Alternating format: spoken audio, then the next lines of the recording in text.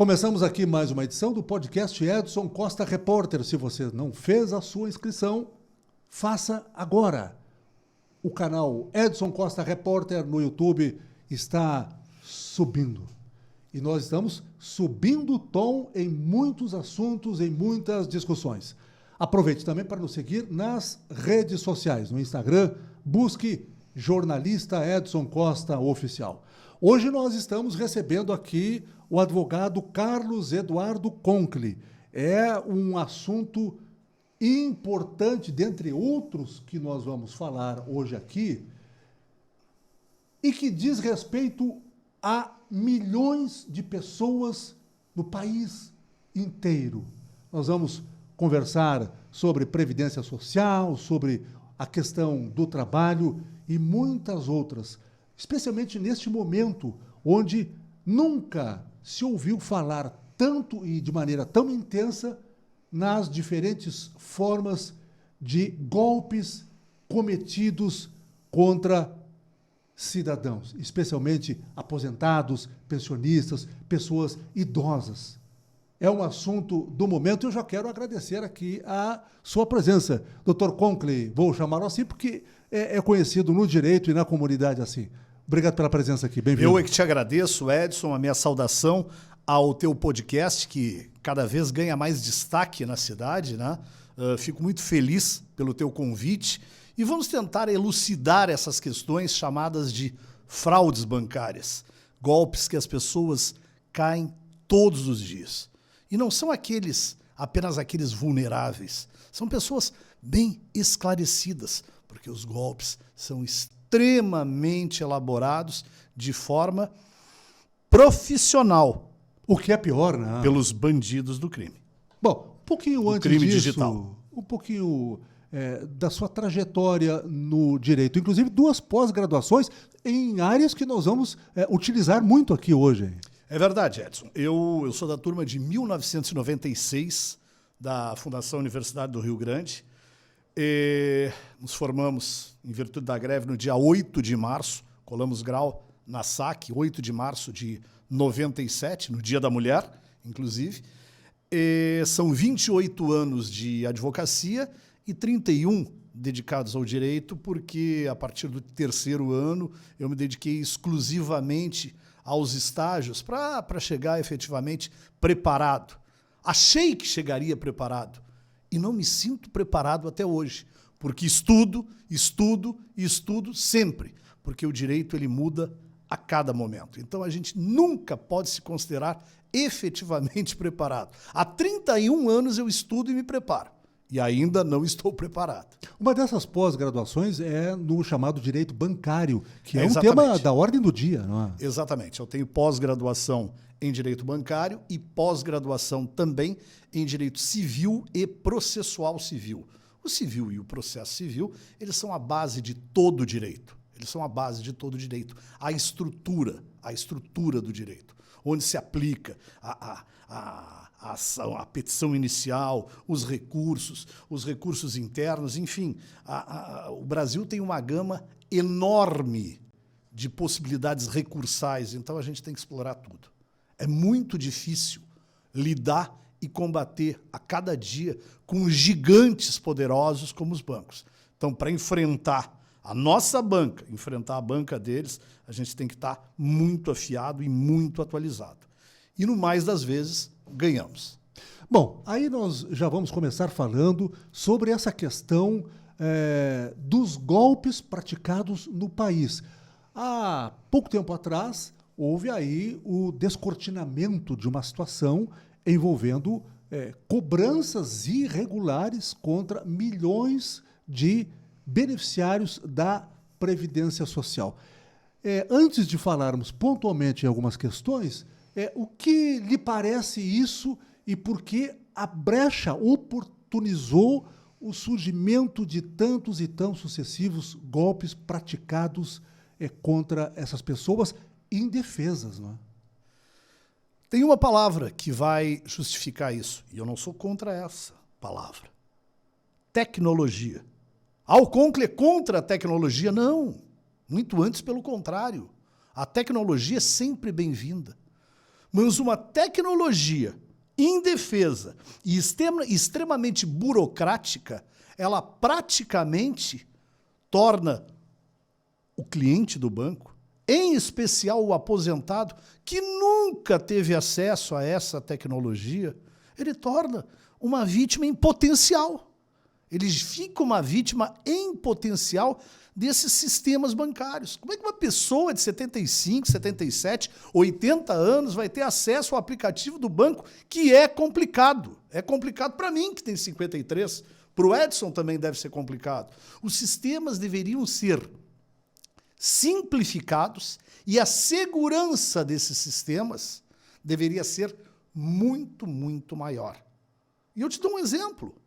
Os aplicativos aí de entrega de alimentação, os aplicativos de locomoção, as pessoas idosas conseguem fazer os seus pedidos. Agora, no banco não conseguem. Por quê? Porque tem muitas e desnecessárias camadas de proteção que, na verdade, nunca as protegem. E aí entram os golpistas nesse vácuo que é fornecido pelo sistema bancário. E que são extremamente preparados, né? É o preparo para o mal. Sem dúvida nenhuma. Provavelmente tu já deves ter recebido inúmeras ligações. Inúmeras ligações. Eu atendo essas ligações. E aí? Eu atendo essas ligações? Converso com eles, converso para saber exatamente de que forma eles estão abordando. Alguns são muito rudimentares, mas com outros eu cheguei a conversar por meia hora. E a conversa é muito boa. Se eu não fosse um sujeito preparado, que sei que aquilo é um golpe, estou te ligando do banco... Primeiro, esse é o grande erro, né? Estou te ligando do banco tal, mas eu não tenho conta no banco tal. Fizeram uma compra no banco tal, e eu, perfeito. O que eu faço? E vou dando a conversa. Aí entra outro, entra no sistema, chame um, diz que dois, isso e aquilo, e vai embora. E vai embora. Então eu vou tentando aprender com eles. Alguns, repito, o golpe é muito fraco, mas outros têm um golpe assim, extremamente elaborado. E essa é a minha preocupação. Chegam nas pessoas. E dá para notar que eles são sedutores, não é? Sem dúvida. São sedutores. Sem dúvida. Sem dúvida nenhuma, a conversa é bem feita. A conversa é bem feita. E, infelizmente, nem todo golpe ele vem da cadeia. Ele vem de fora da cadeia também. Porque, veja bem, exemplo de processos que tramitam aí direto, centenas de processos que tramitam no escritório, neste ponto apenas. A pessoa é chamada no seu aplicativo de WhatsApp. E o sedutor vigarista se anuncia como um servidor do INSS ou funcionário do PROCON, dizendo que as parcelas do contrato em vigor estão muito altas e serão reduzidas. E aí sugere que a vítima, faça um pagamento. E esses pagamentos são de 5, 15 mil, 10 mil, 8 mil reais. E a conversa vai se prolongando e eles te mandam um termo de quitação e quando tu vê, perdeu o dinheiro. O que se faz? Vai se processar o banco. Sabe por quê? Porque o valor da prestação foi mexido. E não poderia? E não poderia. Claro. Se ele foi mexido, alguém vinculado ao banco fez isso. E esta responsabilidade é do banco em reparar. O acesso digital aos bancos, afinal de contas, facilita a ação dos fraudadores? Claro, sem dúvida nenhuma. Sem dúvida nenhuma. Sem dúvida nenhuma. Sabe por quê?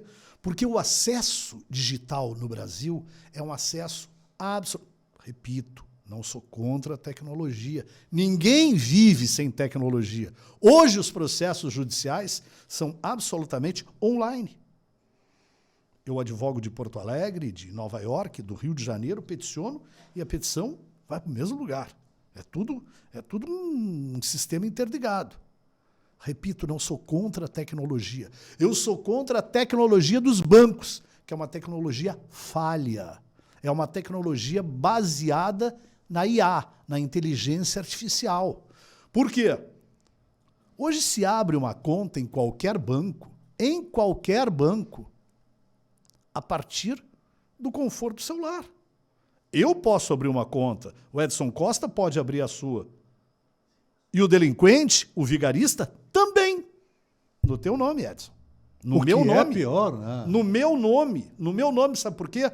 Porque a segurança digital dos bancos é extremamente falha. E isso tem sido comprovado já em muitas ações que transitam por aí, né? Sem dúvida nenhuma. Sem dúvida nenhuma.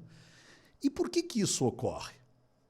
Infelizmente, no Brasil, as indenizações ainda estão em patamares bem abaixo do que deveriam estar.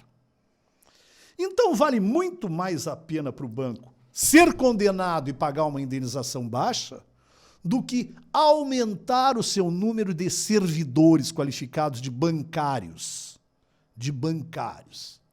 Porque o bancário ele não vai substituir a tecnologia, mas ele vai proteger o cliente junto à tecnologia. E essa é uma das razões pelas quais os clientes também não se sentem protegidos pela estrutura oferecida pelos bancos. Sem dúvida nenhuma.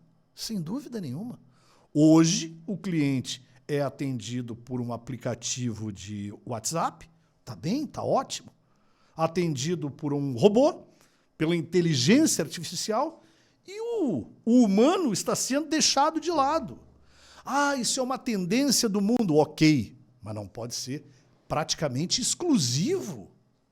Senão, voltamos à questão que estávamos abordando. O consumidor final, que é o cliente do banco, ele fica absolutamente fragilizado. É uma relação absolutamente de hipossuficiência, onde a gangorra sobe apenas para um lado e o outro fica lá embaixo. Bom, e aí eu preciso complicado. perguntar por que os bancos geralmente alegam que não são responsáveis pelo cometimento de delitos, de crimes virtuais contra os clientes. Ou seja, o banco está fugindo da reta, é isso, né?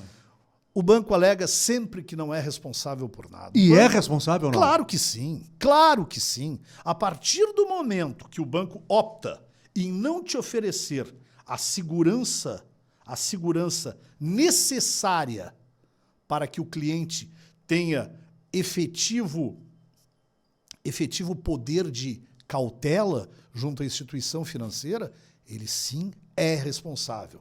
É a chamada responsabilidade objetiva. Embora o banco não tenha uma culpa direta no caso, ele deve indenizar. Por exemplo, caso típico, clonagem de cartão de crédito. Isso acontece toda hora, né? Toda hora. Aí chega, o Edson tem um limite aí de 20 mil reais, chega ali tem 10.500 reais numa viagem a Paris. E o Edson nunca foi a Paris.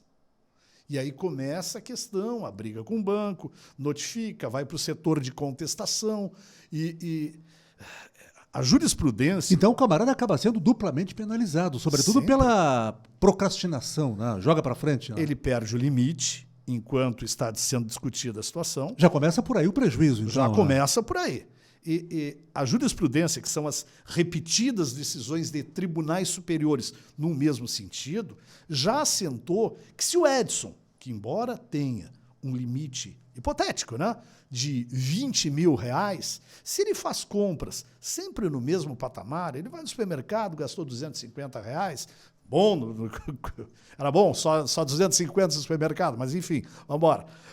250 no supermercado, 200 no posto de gasolina, 150 na farmácia. Daqui a pouco chega 10.500 em Paris. Não. Tranca automaticamente aquela operação. Quebra a lógica. Quebra a lógica. Obviamente, se tu estiveres em Paris, tu vai entrar em contato com o banco e o banco vai autorizar. É assim que tem que proteger. É assim que tem que se proceder, no sentido de proteger o consumidor, porque o consumidor ele é protegido, ele é amparado pelo Código de Defesa do Consumidor. As operações bancárias são protegidas pelo Código de Defesa do Consumidor. O que na prática nem sempre acontece, né? Lamentavelmente. Infelizmente. Infelizmente.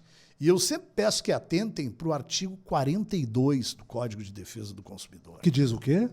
Esse artigo diz o seguinte: se você foi induzido a erro e pagou de forma equivocada, pagou de forma a modo de forma que foi induzido ao erro, este valor será devolvido. E será devolvido não de forma simples, mas em dobro. Em dobro. Isso é uma forma de indenizar e de amenizar o prejuízo das pessoas. Infelizmente, as pessoas não têm conhecimento disso, acabam penando, tem o seu nome, inclusive, enviado para a SPC e Serasa por conta das faturas, porque, obviamente... O que é mais um prejuízo que o cidadão tu acumula. Paga uma fatura de 800, 900 reais por mês, ou menos, ou mais, e daqui a pouco o valor da tua fatura é 12 mil, porque tinha uma viagem a Paris. Sendo que tu nunca saiu de Rio Grande. Como é que tu vai pagar os 12? Não paga os 12. O banco está em contestação. Daqui a pouco, automaticamente, teu nome vai para a SPC e Serasa. O que fazer? Procure um advogado da sua confiança, ingresse com uma ação indenizatória por danos morais. O caminho é este, né? Esse é o caminho. Esse é o caminho, não tem outro. O caminho do entendimento com o banco sempre vai ser pró-banco, nunca vai ser em favor do cliente, da pessoa, do atingido, né? Eu tenho 28 anos de advocacia e eu nunca fiz e não conheço nenhum tipo de acordo com o banco. Acordo extrajudicial. Já houve acordos, mas durante o curso do processo. O que é natural, né? O que é natural. Ok. Agora, um acordo extrajudicial, houve sim, depois de alguns meses, o reconhecimento que tal compra fraudulenta efetivamente não foi realizada, mas só que a velocidade da resolução desse caso não é a mesma. Porque os idosos são os mais vulneráveis a esse tipo de fraude. É o que se tem visto aí, né? Porque os idosos não têm acesso à tecnologia. E a tecnologia que lhes é oferecida no momento da prestação do serviço bancário é uma tecnologia muito difícil. Muito difícil. E aí ele se obriga a pedir ajuda de terceiros. E aí, Exatamente. Quem são esses terceiros? Quem são esses terceiros? Seriam todos esses terceiros de confiança? Ou seja, o idoso é uma vítima em potencial. É a vítima do WhatsApp, é a vítima do fraudador e a vítima de talvez da própria pessoa que ele tenha alguma confiança. A ligação telefônica? Tão comum, né? Tão comum. O WhatsApp. Infelizmente, o idoso é a vítima principal do banco. Infelizmente, reitero, o idoso é a vítima principal do banco. E aí, quais são as principais orientações, as dicas, aquelas primeiras para que o idoso entenda que não é por aí o caminho? Eu não aceitaria nenhum tipo de contato por WhatsApp ou por telefone, a não ser que seja o gerente da sua conta que vai te ligar. Ah, é o gerente fulano de tal? É o fulano de tal. É mesmo? Tá. Bom, mas eu vou aí e vou conversar pessoalmente contigo. É o melhor caminho, né? Olho no olho. Eu não faria nada por telefone. Ah, mas essa dica vai na contramão das facilidades que o WhatsApp me permite. É verdade, vai. Mas vai te dar muito mais segurança. Vai te dar muito mais segurança. Porque raros são os golpes olho no olho. Raros são os golpes. Podem acontecer, mas são raros. Os golpes são por telefone e WhatsApp. Através das tecnologias, né? As tecnologias. E tenham cuidado com as pessoas que vão lhe ajudar no uso dessa tecnologia, que, reitero, é muito difícil de ser utilizada. Às vezes é difícil para mim. Tenho certeza? Pode ser difícil para ti também. Também, Edson. claro que Nós sim. somos de uma geração um pouquinho diferente. Né? Mas imagina para essas pessoas que têm 20, 30 anos a mais do que nós. É muito mais complicado. É muito mais complicado. E os bancos não têm interesse em resolver isso, sabe por quê? Porque tem custo operacional. E os bancos querem minimizar custos para aumentar os seus lucros, que já são absurdos. O Brasil tem a maior taxa de juros do mundo. Quem ganha com isso? O banco. Por falar nisso, por que os bancos costumam pagar menos de 1% aos seus poupadores e lá na outra ponta a situação se inverte de maneira absurda? Como é que é isso? Boa pergunta, Edson. Boa pergunta. Se tu é poupador, olha, hoje com uma Selic de 15%, tu vai fazer uma operação boa ganhando 1,1, olha, uma bela operação, 1,2 ao mês. Com CDI de 120%, 130%, se é muito.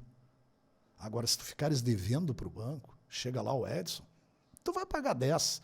Se tu ficares devendo a fatura do cartão de crédito, pior ainda, tu vai pagar 15, 20%. Como se diria como assim? antigamente, é algo draconiano, essa palavra é antiga. Absolutamente draconiano.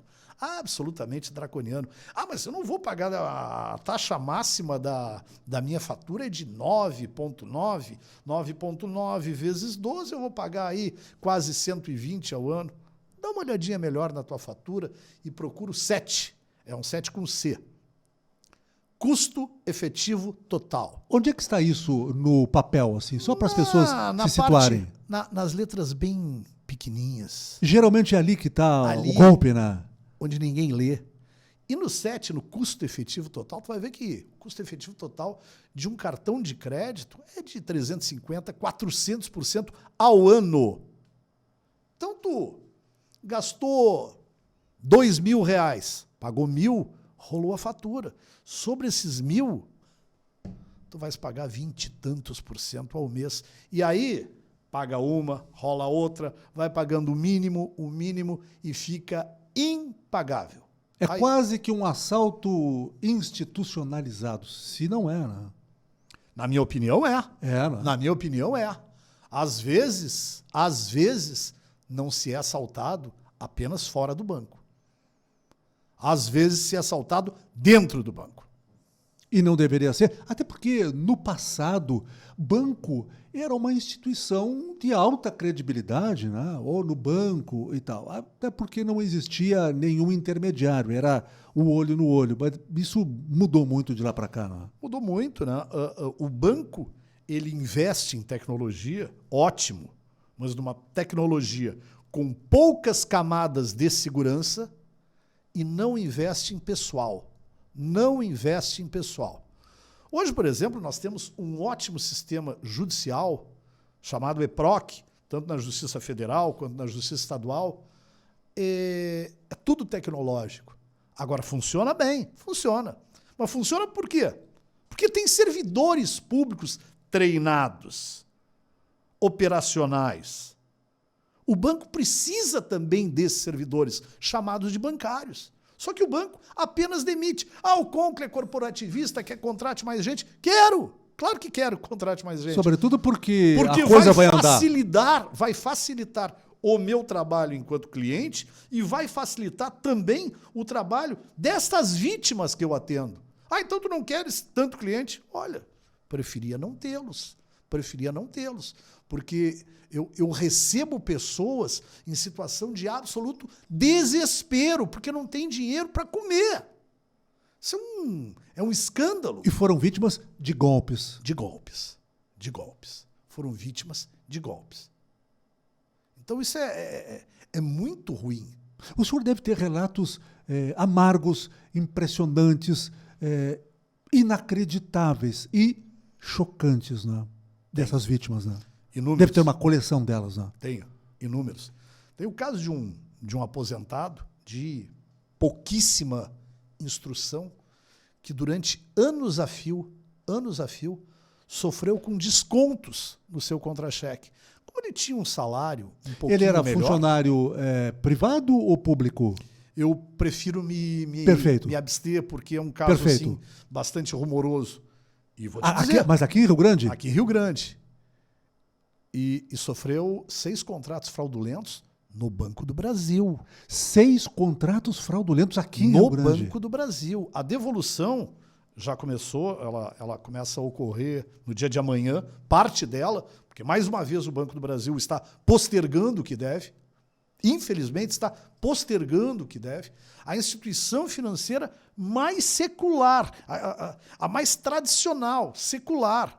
E que deveria ser Que da maior confiabilidade. Deveria dar o exemplo. Deveria dar o exemplo. Ela está postergando um pagamento que hoje passa de R$200 mil. Porque vários e vários contratos foram fraudados desde 2015. Mas como é que se deu a sequência dessas fraudes?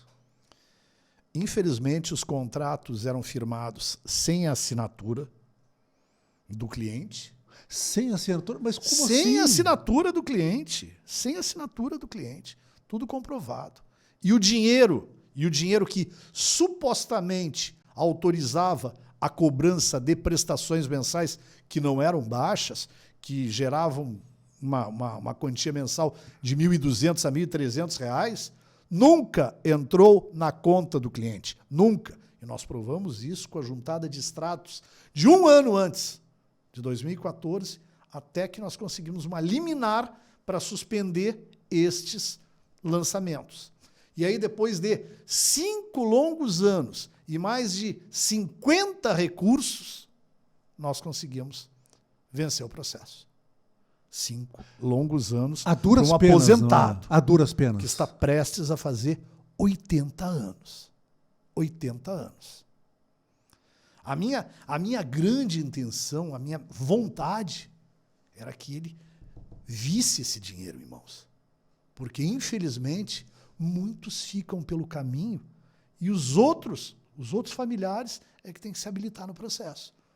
Muitos morrem sem receber o seu valor devido. O que é pior, né? Muito pior. É triste. Bom, Triste. esse caso ensina o que pra gente? Esse caso ensina que o Poder Executivo deveria ser mais exigente com os bancos. Que o Banco Central deveria cobrar mais dos bancos. Mas esse caso, infelizmente, o Concle é cético. Não, eu não sou cético.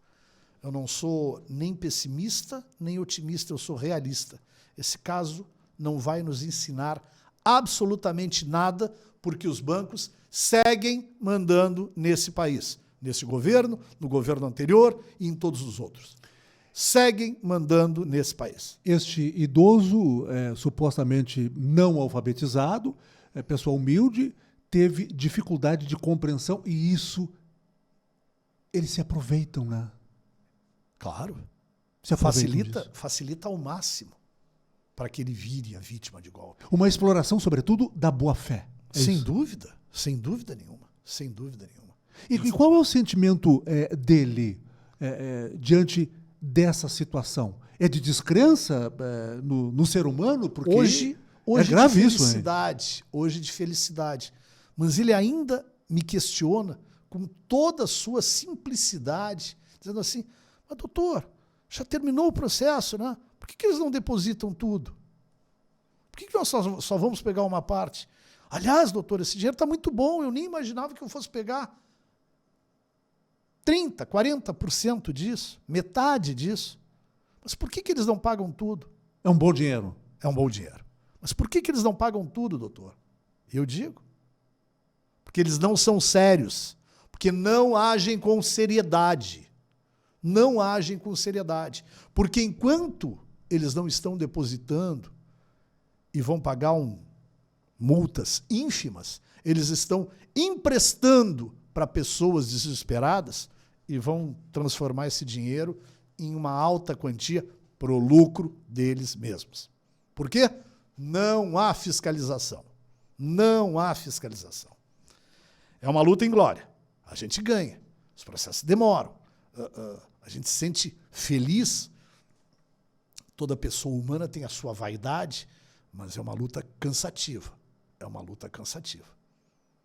Bom, eu quero explorar um pouquinho mais um tema, já falamos aqui de passagem, mas o excesso de tecnologia e o desaparelhamento da estrutura de atendimento bancário no país, hoje ela está num determinado estágio que é, segundo a sua fala, preocupante. Isso parece bastante claro. Mas aí a pergunta vem: qual é a tendência para o futuro, tendo em vista que isso parece uma moda que não vai sair de moda tão cedo?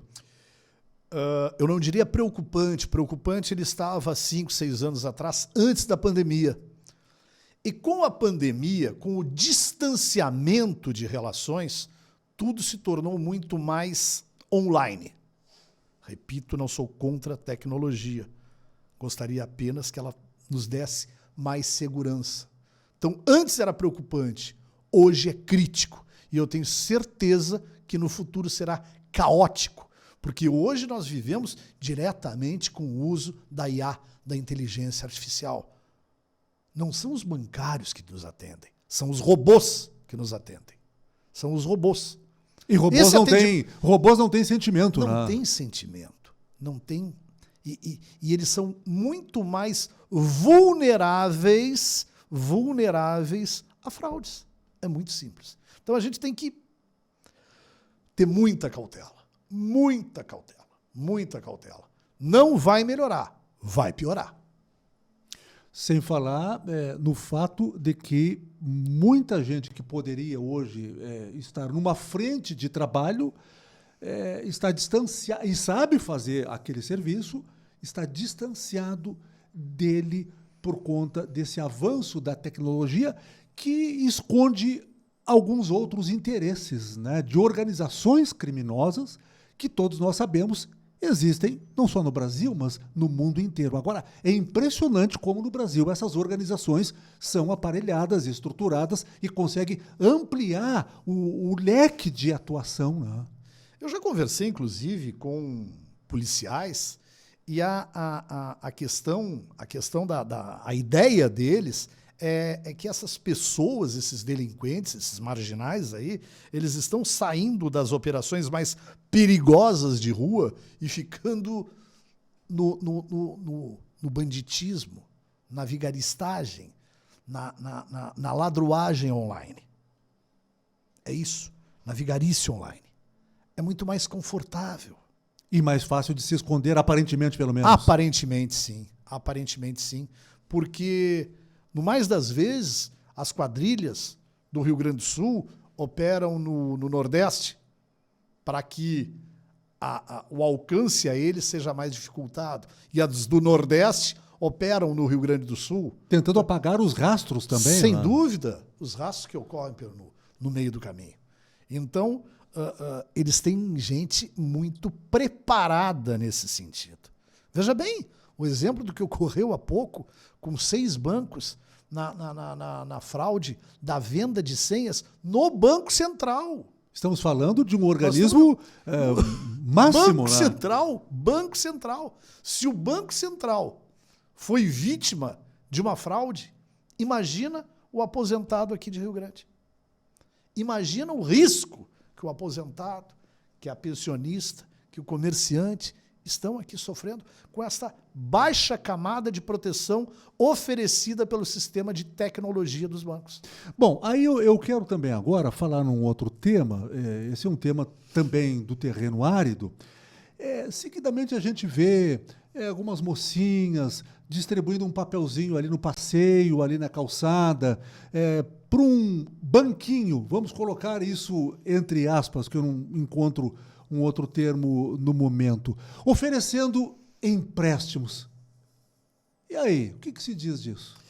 Não tenho nada contra os correspondentes bancários, absolutamente nada, estão desenvolvendo o seu trabalho. São legalizados. São legalizados, tudo bem, mas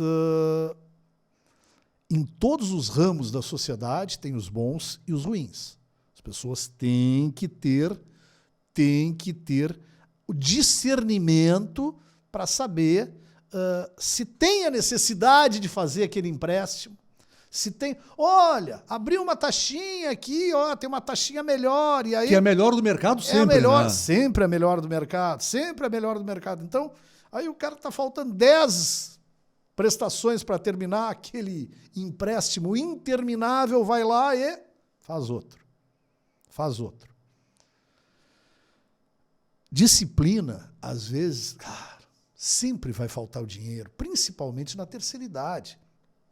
Eu não quero crer que alguém que ganhe um salário mínimo vai conseguir se vestir, se alimentar, pagar os seus remédios, que são, no mais das vezes, de uso diário. Atender a situações inusitadas, não é? Atender as situações inusitadas e imprevistas com um salário mínimo de R$ 1.518.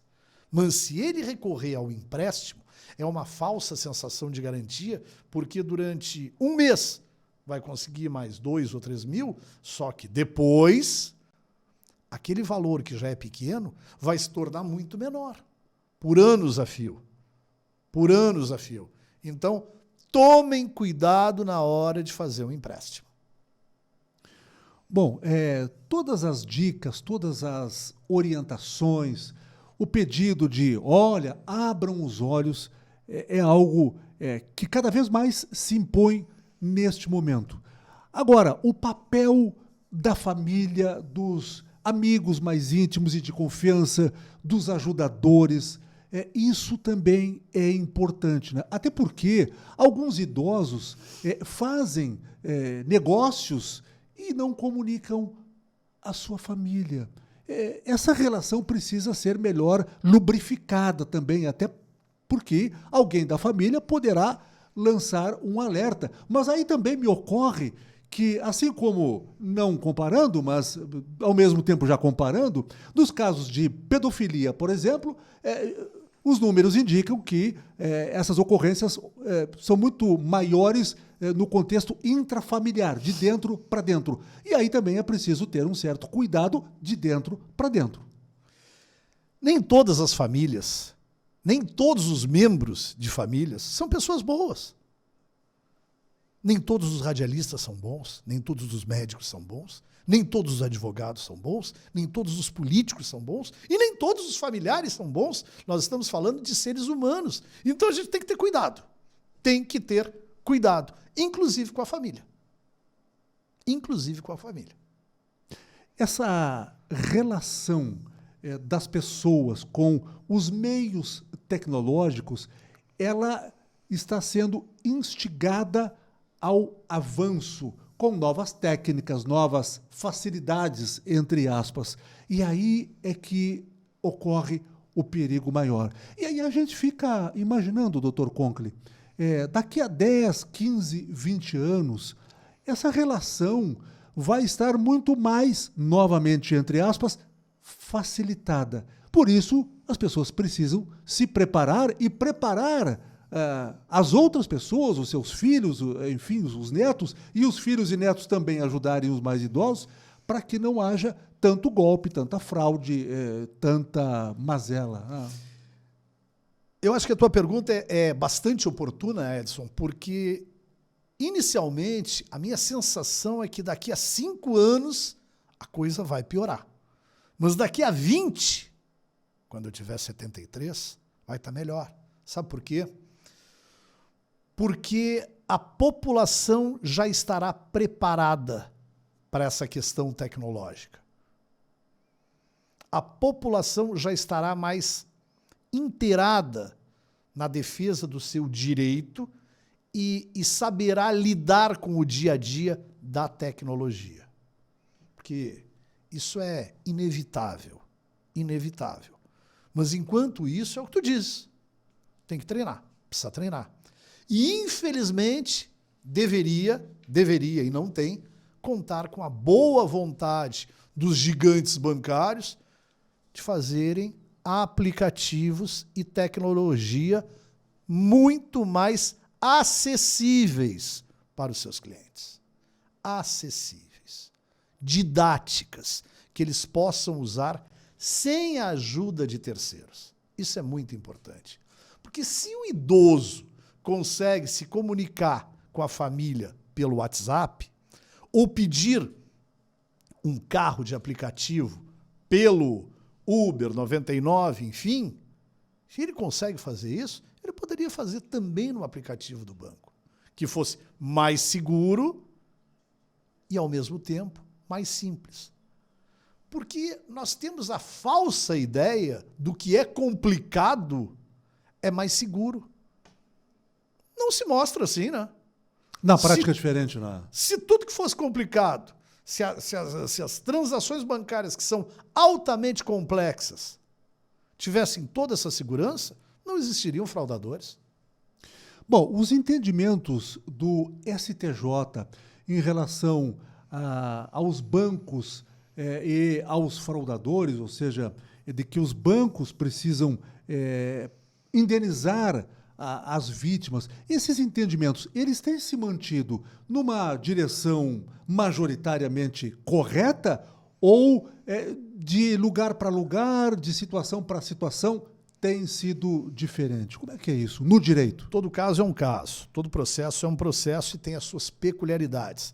Mas o entendimento do STJ, em especial assentado, firmado pela súmula 479, ele é muito importante. O que diz aí? Vamos voltar à carga sobre isso. A súmula 479 fala em tese e não em suma, sobre a responsabilidade objetiva do banco, que ele pode não ter culpa do que aconteceu com o cliente, mas ele tem responsabilidade pelo fortuito interno. O que é o fortuito interno? Já usei o exemplo da clonagem de cartão de crédito, do falso empréstimo criado a partir de uma identidade roubada ou hackeada. Então, estes casos são de responsabilidade do banco, mesmo que o banco não tenha culpa. E eu digo, tem culpa sim. Por quê? Porque não te oferece tecnologia suficiente. Ele te joga o robô para te atender. Ele te joga a inteligência artificial para te atender. E ele não te oferece o suporte humano, olho no olho, o bancário para te atender. Aí é muito ruim. Pois é, essa questão parece subjetiva, de o banco não ter culpa. Isso não só parece como é subjetivo, né? Dá margem para diferentes interpretações. Sem dúvida. Agora, dependendo do magistrado que avalie um caso e o outro, idênticos, pode variar. Tem apresentado oscilações nesse terreno. Né? Pode variar. Às vezes a devolução do dinheiro é realizada da forma simples e não tem a multa em dobro que eu falei anteriormente, do artigo 42 do Código de Defesa do Consumidor. E aí nós vamos recorrendo. A gente não leva aqui na sentença, recorremos para o tribunal em Porto Alegre e não leva no tribunal e vamos para o STJ. Enquanto isso, o processo está tramitando, demorando, e o aposentado pode até morrer em meio ao processo. E eu não tive um nem dois casos nesse sentido. Foram inúmeros, que infelizmente os sucessores é que receberam a indenização. Infelizmente. Bom, os enquadramentos de cada caso são diferentes entre si. E os recursos, eles conseguem prosperar favoravelmente num tempo razoável? Porque a gente sabe que a maior parte das decisões, elas acabam sendo jogadas para frente indefinidamente. Isso constitui uma angústia, imagino eu, para a pessoa que está aguardando resolver a situação e para o advogado também, não? Quando eu falo para as pessoas, eu sou bastante transparente, porque eu advogo há 28 anos aqui em Rio Grande, e as pessoas, doutor, esse processo demora muito, mas é rapidinho. Não dá para dizer isso, né? Não é. Não é rapidinho. Eu digo, não é rapidinho. Mas vai demorar quanto tempo? Olha, eu tenho processos que tramitam há 8 anos. Tenho processos que foram resolvidos em 5, em 3. Então depende muito. Não depende apenas do juiz, do Ministério Público, dos serventuários, depende de tudo. Depende do réu, depende do banco em ter vontade de acertar, e ele não tem vontade, ele tem vontade de postergar. Sabe por quê? Porque ao final ele vai pagar muito pouco.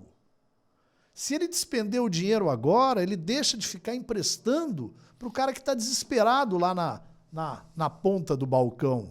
Então é melhor ganhar tempo. A multa que ele vai pagar ainda justifica, e às vezes são milionárias, mas ainda assim justifica que ele postergue. Sabe por quê? Volto à questão. A fiscalização do Banco Central é deficiente. O executivo é leniente com os bancos. Os bancos mandam nesse país. Portanto, é uma luta de Davi contra Golias. Mas estamos aqui para lutar, né? Estamos aqui para lutar. No mais das vezes nós conseguimos. Mas os bancos continuam cada vez mais fortes. Porque são poucas as pessoas que reclamam. São poucas as pessoas que questionam.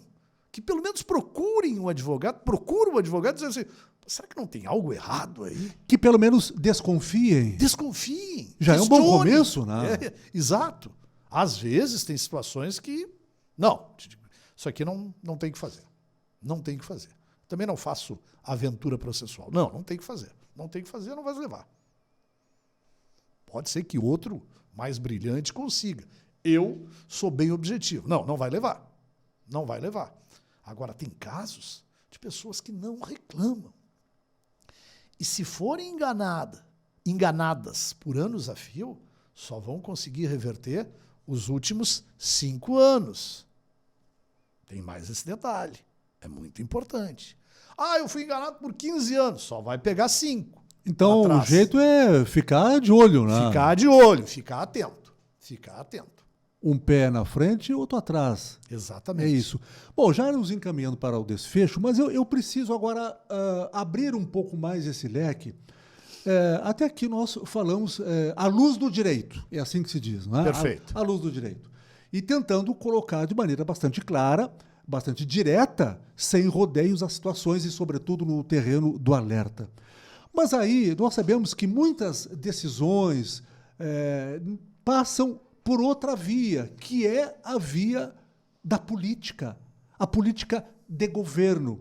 E aí eu quero saber do Dr. Conkle se ele acredita na instituição política do governo, e não estamos falando deste governo, mas da instituição governamental do país, que todas essas situações poderão, quem sabe, a curto prazo ou a médio prazo, sofrerem mudança a favor da vítima e não ficar dando louros àqueles que são fraudadores. Não acredito. Não acredito.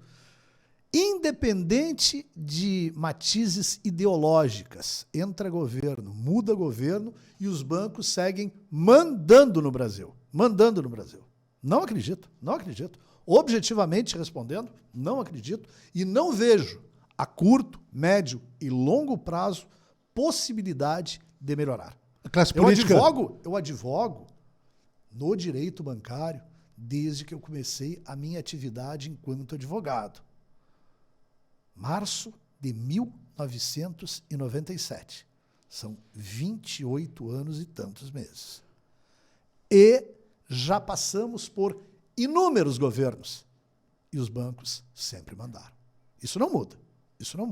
Então eu não acredito nisso. O poder político precisa ter que comportamento? O poder político precisa ter que comportamento no sentido de tentar, pelo menos, estancar essa hemorragia? Eu não quero dizer que eu seja velho. Eu digo, eu sou experiente demais para acreditar em conto de fadas. Fiscalização. Fiscalização é tudo. Se os bancos fossem efetivamente fiscalizados, muitos golpes não iriam ocorrer. Fiscalização. Só isso. Essa é a palavra. Legislação tem. A fiscalização é muito mais doce. E a fiscalização efetiva gera multa. E a multa tem que ser pesada. É a mesma coisa que o Edson. Vamos lá. Estou citando sempre teu nome aí. O Edson começa a falar mal das pessoas e ele sofre condenações assim de R$10. O que vai adiantar? Absolutamente nada. É inócuo, né? As multas são inócuas, são brandas. Uma multa de R$1.000, R$10.000, R$100.000 para um banco é nada. Absolutamente nada. Enquanto não houver multas, sanções milionárias aos bancos, que eles aprendam, sanções que efetivamente façam propiciem a compreensão. E o que vai gerar a compreensão? A compreensão é doer no bolso do banco. Nada vai mudar. No Congresso Nacional, há uma bancada que salvaguarda os interesses dos banqueiros. Isso também acaba favorecendo esse tipo de comportamento, né? De eu posso tudo, é tudo comigo, eu que resolvo e não dá nada comigo. O lobby manda. O lobby, né? O lobby manda, então eu não me permito, depois de 28 anos advogando na área, não, eu não me permito acreditar que algo a curto e médio prazo vai ocorrer. Não vai. Não vai ocorrer porque não há interesse político. Não há interesse político. É isso. Enquanto isso, fica, então, sobretudo, como dizia o saudoso comerciante Jorge Calil, o brado de alerta. Né? Ele usava muito essa expressão, um brado de alerta. As pessoas precisam estar permanentemente em estado de vigilância, desconfiando de tudo, não é? No sentido de não cair nessas ciladas, nesses golpes, nessas armadilhas. E aí é importante fazer uma rápida passagem pelos principais cuidados que as pessoas precisam ter, notadamente os idosos que têm sido vítimas de tantos e tão sucessivos ataques, no sentido de impedir que essas coisas continuem ocorrendo da forma galopante como nós assistimos. É verdade. Bem lembrado do nosso saudoso comerciante, empresário Jorge Calil, o brado de alerta. Ficar em constante estado de alerta para ligações e contatos com pessoas que tu não conhece. Você não conhece? Não negocia. Não negocia por telefone. Negocia no olho. É mais chato? É, porém muito mais seguro. Conversei aqui com o advogado Carlos Eduardo Conkle, uma aula de uma maneira bastante clara, porque nós não podemos ser muito acadêmicos quando se trata de orientação cidadã, e eu acho que é isso, esse é o nosso papel, enquanto jornalista, enquanto advogado, que é o seu caso, no sentido de fazer com que as pessoas sejam orientadas e com isso se facilita o andar delas. Eu quero agradecer aqui a verdadeira aula, somou muito na orientação aos cidadãos. Eu é que te agradeço, Edson, pelo convite. E eu brinco com os clientes, às vezes, eu digo, eu não vou falar com vocês o juridiquês. Eu não vou falar em latim, não há essa necessidade. A comunicação ela precisa ser direta e didática para que o cliente possa entender, porque as operações bancárias são complexas. E é na complexidade que ocorre o golpe. Te agradeço. E muito obrigado mais uma vez. Perfeito. Portanto, tivemos hoje aqui um conteúdo extraordinário, orientando as pessoas, alertando, contando situações que são dos bastidores, mas que, uma vez descortinadas, acabam fazendo com que as pessoas entendam que, sobretudo, é importante buscar a informação através de quem realmente conhece. Se você não fez, faça a sua inscrição no canal Edson Costa Repórter no YouTube. Também nos procure nas redes sociais. No Instagram, busque por Jornalista Edson Costa Oficial. Aqui tem jornalismo sem medo.